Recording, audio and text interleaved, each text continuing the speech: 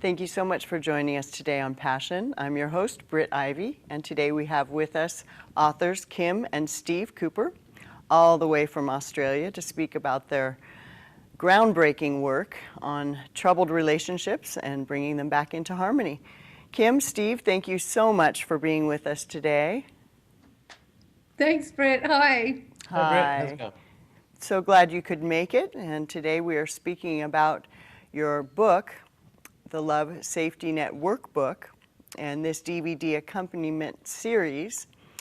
Today the chapter we're focusing on is called Limiting Abuse, which really is how to work with troubled relationships to bring them out, hopefully to the other side, into harmony. So we thank you so much for joining us again, all the way from Australia. How are you guys today? Good, thanks, Britt. It's pretty early in the morning here, but it's always nice having an early start. Well, good And it's attitude. nice driving through town with no traffic. Right, when That's it's how pitch early dark. it is. Well, I understand. Well, I'm so grateful you're back on the show today, and this DVD series, I'm very excited, will be for sale on your website, the lovesafetynet.com website. You have an accompanying website that we'll mention in this show, since the chapter is on limiting abuse, called narcissismcured.com. And we have some upcoming shows that you two are filming as well in regards to anti-bullying, and also a leadership series that Steve is putting together, and we get to see a clip of that later on in the show today. So once again, welcome. And Steve, I think I'll just start with asking you to tell our audience a little bit about this new journey you're embarking on in regards to your clip that we're going to be showing on leadership skills. So you want to tell the audience a little bit about how that will help troubled relationships? Yeah, no worries. Thanks, Britt. Well, I think, it's important for me. I have to admit that it's really been Kim that's done most of the study and the work in our relationship. And I guess it's time I finally realized that I had to step up to the plate. Kim's really put a lot of research and study into everything so far, and it's really helped us. So, it really is my turn. So that's one of the reasons why I started. But, Kim's done a very good job of building a safety net for herself and for the kids, because, my role of husband and father now is really on show. And so she was smart, she got that really ready and it's rolling. But the clip is just an introduction to the new multi-part documentary series that we're filming as we speak. Well, congratulations. That's going to be exciting to see that come online as well. And I love working with you guys. I'm just really thrilled with your honesty and your frankness, and just being willing to say, hey, this is what we went through. And we know there are millions or thousands of people out there going through similar issues, and your hearts are so big that you want to provide a love safety net, or a life raft, as we may refer to later in the show with a little anecdote, for others that are navigating through this type of troubled relationship, whereas traditional therapy methods will basically tell you, change the locks, throw away the key, there is no hope. And you have groundbreaking work here, and I'm just really excited to speak about that today. So before yes, you're welcome.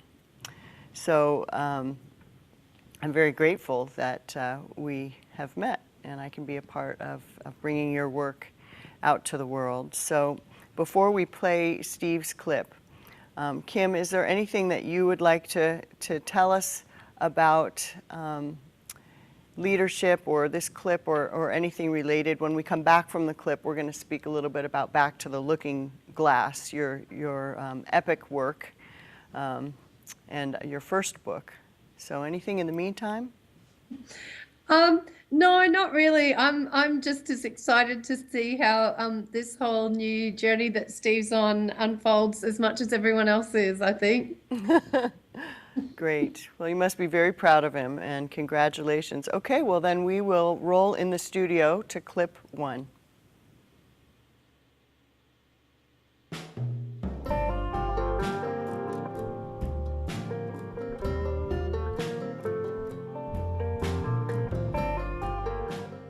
None of us get married wanting to get divorced. When we think about marriage and having kids, I think we imagine being leaders in our family. We see ourselves in an honoured position, at the centre of our wife and kids' world. But unfortunately, it doesn't always work out that way. Instead of our family seeing us as a leader, they argue and won't let us take charge. Anger can become the only way of us getting our point across. And after a while, we may not even want to come home. Instead of our family loving and respecting us, they can end up resenting us instead. Because the sad fact is that if we use anger to take authority, this is a sure sign that we lack the leadership skills we need to be the head of anything. At best, someone who pushes is a boss rather than a leader. And while boss might sound like a cool thing to be, no one really wants to work with one. There are much worse names that come to mind to describe somebody who uses anger to get their way. And those names are not really suitable for somebody who's the head of a family. And as tempting as it is to blame other people in the family for not listening to us, that's not really where the problem is. If you can relate to what I've been saying and you're feeling a little bit embarrassed, I want you to know that I'm in the same boat. I've had to accept that I'm only making myself the enemy if I keep pretending that it's my family's fault, when really it's my lack of leadership skills which has been the problem. Instead, I figure there's no real shame in admitting that I need to brush up on my skills. And that's why I've decided that I'm going to embark on a journey to see if I can improve my leadership skills. Will you join me? Let's see if we can find out what excellent leadership is all about. Bravo! Wow, that was fantastic. You know what else I love about working with you guys? I just love that you're such a good team now, because I feel that Kim's input on some of the graphics in there was apparent, and I am just so proud of you. That is awesome.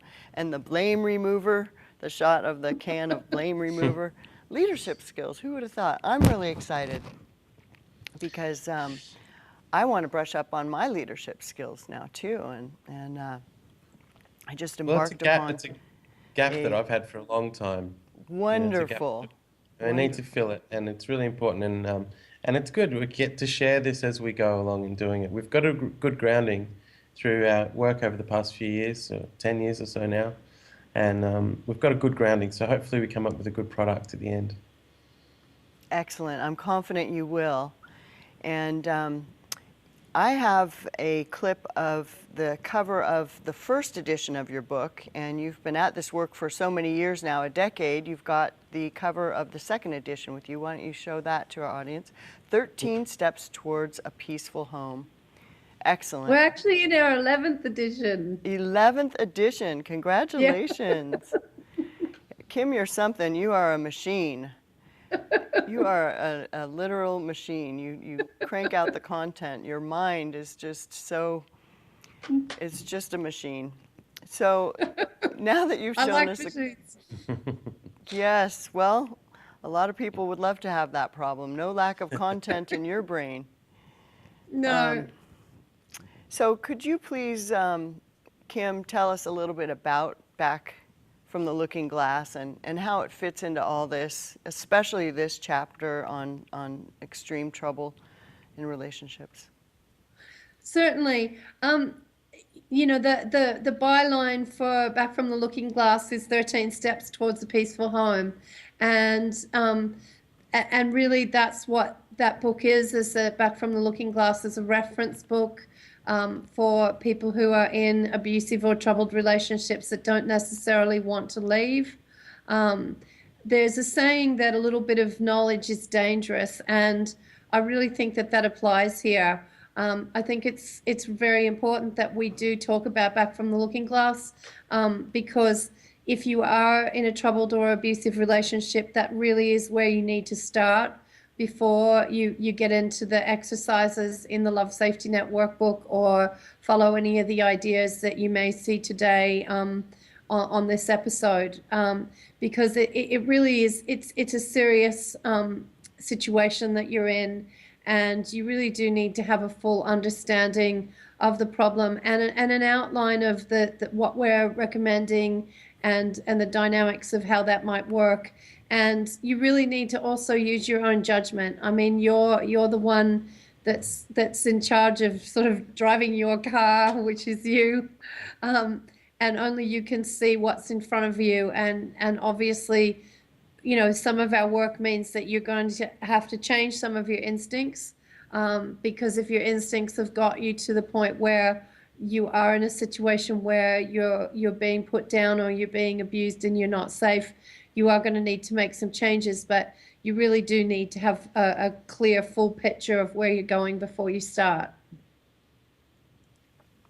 I think that's important because you have outlined the journey in that book. And what you're saying wisely is don't jump in the middle. It's not a hunt and peck book where you can take a tool here or there. There is an order, there is a sequence of a way to do things that you found through your own life, your own hard work, your own blood, sweat, and tears. And it's in order for a reason. So you want to make sure that you are not leaving yourself open for criticism regarding advising people to stay in abusive relationships, because that's not what you're doing. I understand you've been told that you give false hope sometimes or something like that. So why don't you speak to that error? Well, I think, you know, we have been accused of that, of giving people false hope. But I mean, I guess the truth is that there isn't any really easy answers to this problem. And the 2 months after people separate is actually the most dangerous time when people are really likely to be seriously hurt. And so I would say that we are really focusing on ending the conflict one way or another. And, you know, I guess that we received a testimonial some years ago that I think explains that very well. And a woman had written into us who said that using the steps in our book and the exercises in the Love Safety Net workbook, she felt that she'd built herself a life raft. And in the end, her husband had decided to get on board as well. And the ship that was their old troubled marriage, they just let that sink. And I guess that's a very good metaphor for what we provide. We're really suggesting, we're helping people to build a life raft for themselves, regardless of whether they manage to save their relationship or not. Maybe your partner will end up getting on board with this.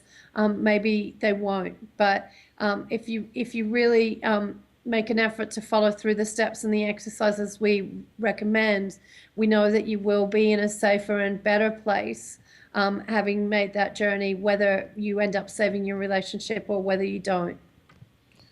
And expecting people are simply going to leave an abusive relationship is not okay. And we're having it. There's a broader conversation. It's finally happening even this year here in Australia, where people at the top, respected people, are coming out and saying, no, we recognise that the 60 days after a separation is the most statistically likely time for somebody to be injured, hurt, or killed, usually women and children in the vast majority of cases, in that 60-day period after a separation.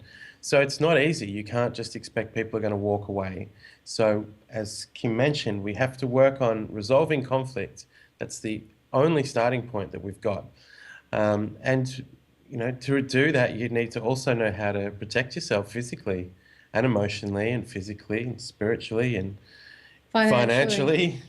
Yeah. even if you do, even if one of our viewers here is planning to leave, you need to know that that's part of your responsibility to make sure that you're equipped for that. The statistics are there.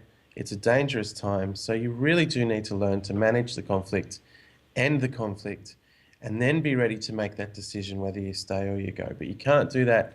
You can't just be, I've had enough, I'm walking out, because that's going to put you in danger. Yeah, leaving's not the easy solution that people pretend it to be.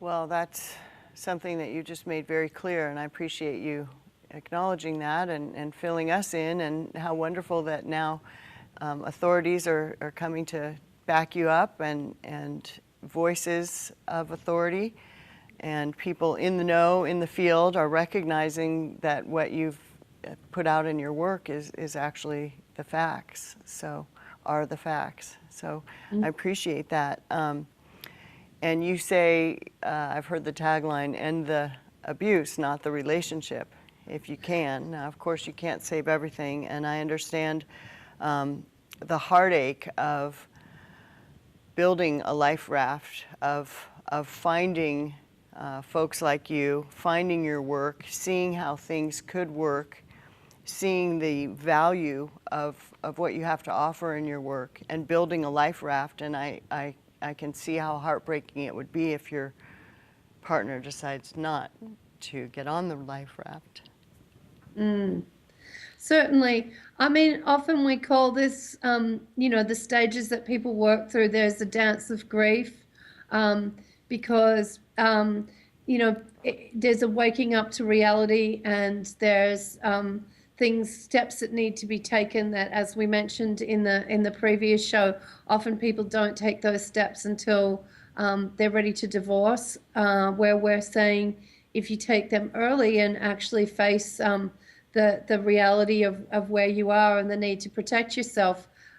This can often be difficult, certainly, but it does give your marriage the best hope.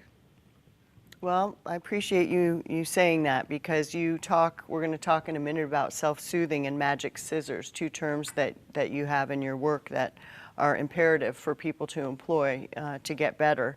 And those are tools really for helping the codependent maintain their emotional balance and have some boundaries, which to their partner may seem rejecting or harsh or really relationship building, but they're essential. And hopefully both will realize that they both are there to try to come together, and that sometimes what looks like, just like when a child is punished by their father or mother, go sit in the corner for 15 minutes. There's a reason, and that's because they love them and they want them to have a successful life. And your research has also shown that without arresting some of this troubled behavior and abusive behavior, it actually harms both parties. And it actually helps the perpetrator, the blamer, the blame remover can is foremost in my mind right now. It actually helps, just like you call those abusive partners sometimes adult brats. Just like kids that are bullies in schools, they grow up to have, most of the time, the statistics show, miserable lives. They don't connect and don't really feel what it's like to connect. And at any rate, why don't you speak to that a little bit, Kim? Sure. I think it's important to understand that in most abusive relationships, there's a dynamic that goes on. And that dance ends up where both partners actually become abusive, but the forms of abuse are different.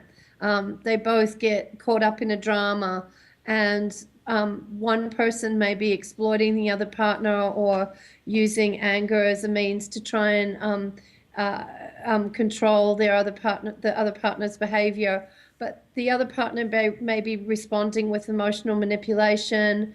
They may become quite obsessive about the relationship, obsessive about wanting to see change in their partner. And it's really actually quite important that you learn to step back from this drama. And, you know, two of the really main points that we talk about in our work and we teach is using magic scissors and self-soothing as a way to step out of the drama and actually start looking at the situation more realistically.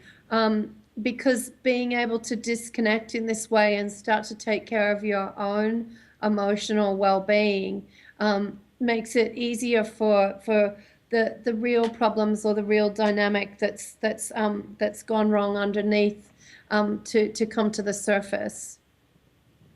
Well, thanks for explaining that. Those are useful tools, and I can testify to that myself. And really leads to another topic of goals and sticking to one's goals. Now, the studio just told me we have about 8 minutes, so we can fly through these next couple subjects. But what you just shared, Kim, was so pivotal.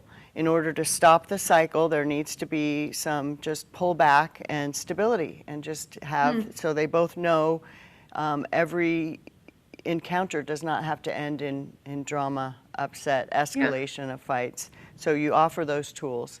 And one of the other two tools that you offer are scripts. And I'll have Steve speak a little bit about scripts and how it is important just to really maintain simple boundaries to redirect the pattern. And the other is sticking to one's goals. And you actually, by sticking to your goals and using these tools, have created an entire library of work. An entire, you know, your life is just going to keep growing, and you're going to be interviewed by more famous people than me, I'm sure, and just really help people across the country. So I'm really grateful to be a part of this. So why don't you tell us a little bit about scripts, and then tell the Arnold story. Okay, well, I'll start. I mean, I think Arnie had something about Hasta la Vista, baby, or something like that, which was quite dramatic and traumatic in the end, because I think he blew someone's head off after that. But there are scripts, and I think Clint Eastwood had a good one, like "Make My Day," go ahead, make my day.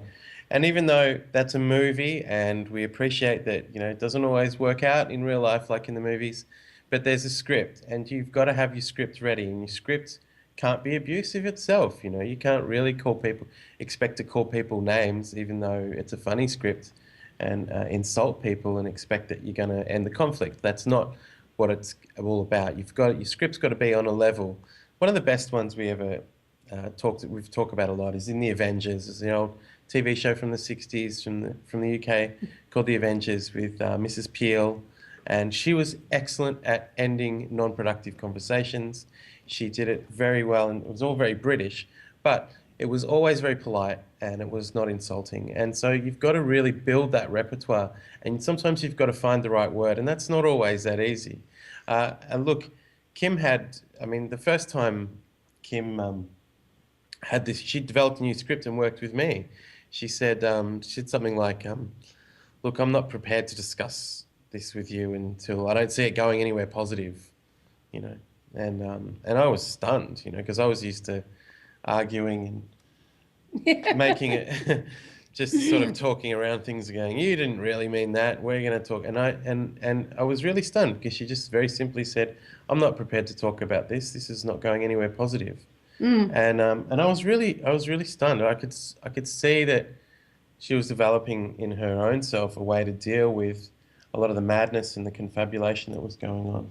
And then I stepped back and just got on with my own agenda and stayed focused on my own goals. And I think that started showing you that I was becoming more emotionally balanced. And less emotionally dependent on what I was doing or saying to you. Yeah. So more emotionally balanced. Which it took a long time, you know, well, it took some time. It took a number of months. But I think in the end you started appreciating that emotional balance in me that helped you start to trust me more. Yeah, and I wanted more of that, you know. I was quite happy for you to end a non-productive conversation. I mean, nobody wants non-productive conversations, do they? But I mean, at the time, I was really I was hiding a lot of stuff, and I was doing some bad stuff. So it was good that Kim was able to find those words and actually start using it, putting it into practice, because it worked. Well, perfect. And this helps to stop the scapegoating and the being dragged into fights that just don't get anywhere. And the whole point of being in a relationship is to come together as a team and do something together, create something, be something, even if it's just strong members of the community. And actually, it can help preserve your innocence and help the codependent not be bitter and angry, but just like, I don't want to go down this road anymore. So that's interesting that you shared that the first time Kim said that to you, you were simultaneously relieved, like, wow, let's see where this is going. This might turn out well, and kind of shocked at the same time. So I want to end with a great story. Kim, you told me the story the first time. And Steve, I think you're going to share it with the audience today about the kids in the supermarket. We've got just a couple more minutes, and I just love this story. So go for it.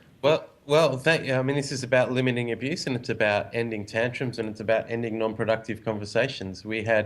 Kim came up with a plan, and she suggested that we do this. We were in a supermarket one day, and our oldest boy was having a tantrum. Sure enough, he was about 3 or 4 years old. So he wanted something. I don't know what it was, candy, and the answer was no, and he wouldn't take no for an answer.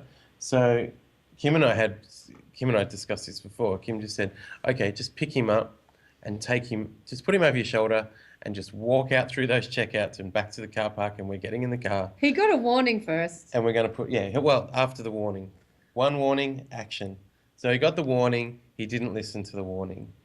So then after that second time, he insisted on continuing with the tantrum.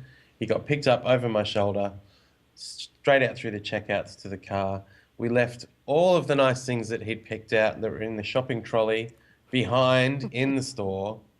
And we got in the car, we buckled him in, and we drove home. Still screaming and crying and acting like he was going to die. But we followed through, and the important thing was that we followed through. We went home that night, and we didn't have that much to eat. We didn't really. I think, we found a couple of eggs or something and a can of beans. I don't know. But we had a very minimal dinner, and we went through it all. But I mean, we were quite happy to do that because it was entrenching something with our son that we will not accept his abuse, and that was really what it was. He knew what the answer was, and he just wanted to ride over the top of it. But the really important thing was he was really shocked, and it was quite inconvenient to us. But what's happened is in the future, because we've got 3 children, so there's a younger daughter and a younger son. Our oldest son made sure anytime we went shopping that the younger kids never did that. He not only never did it again, he actually warned the other kids, like, don't have a tantrum about that, because Mum and Dad will just walk us out of here with nothing. And so we've gone out of relationships into parenting a little bit, but it's really the same. It's the same theme there that, it's one warning and then action. There's no mucking around. It's just got to be scripted and rehearsed. And we were rehearsed and ready for that. And it worked. It was effective. Fantastic. I love that story. That's great. Not only work. So obviously with him, you can't carry your husband or your wife out of the supermarket screaming. I mean, you could try, and you can't put them in the naughty chair. I mean, you could try, but you can walk out of the supermarket, drive home, and then they have to figure out how to get home. Well, that's true. But the important thing is that it's zero. The message is it's zero tolerance. There's zero tolerance for tantrums and confabulation and for abuse. Yeah, zero tolerance. It's one action. warning and action, and not getting dragged into the drama anymore, stepping back from the drama and just, figuring out the steps that you need to take to de-escalate the conflict. Wonderful. Well, on that note, we will say goodbye. Thank you both so very much for joining us, and the lovesafetynet.com is where people can find you and buy your products and benefit from your work. Thank you so much again for being here all the way from Australia. We'll see you soon. Thanks so much, Britt. Thanks for everything. My pleasure. Thank you guys. Bye-bye now.